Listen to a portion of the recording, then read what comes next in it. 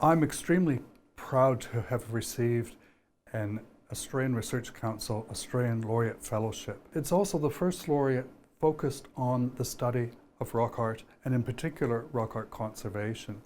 This will be of benefit to Indigenous and non-Indigenous Australians alike, and the results of the 5 years of research will go on to give to future generations. The focus of the laureate is on conservation and well-being. So one of the research questions is, why are rock art sites significant for Indigenous Australians? And why are they important for contemporary Indigenous well-being? Although rock art conservation is well advanced in many parts of the world, why is it not so in Australia? Why has it been an ad hoc process? And why are sites undervalued and not assessed for their economic and social benefit before development occurs? So to answer these questions, there'll be lots of different activities. We'll be working with Indigenous communities across Australia, but especially in Northern Australia, a little bit in Southeast Asia as well. We'll be asking them about the significance of the rock art, but also the techniques of rock art conservation that they would like to use or their ancestors have used in the past.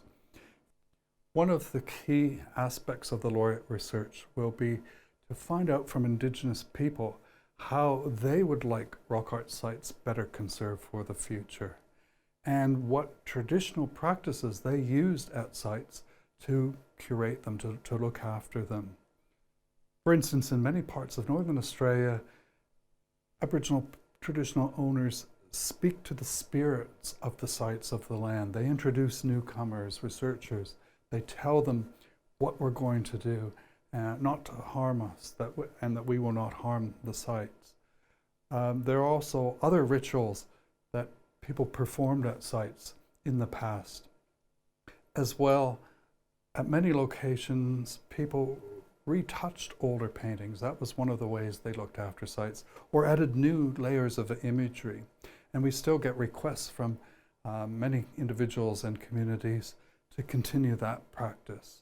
So what we want to do is bring together traditional Indigenous knowledge and rock art conservation with scientific approaches to produce new strategies that will be of benefit to both Indigenous and non-Indigenous Australians, and will help preserve rock art sites, rock art landscapes for future generations.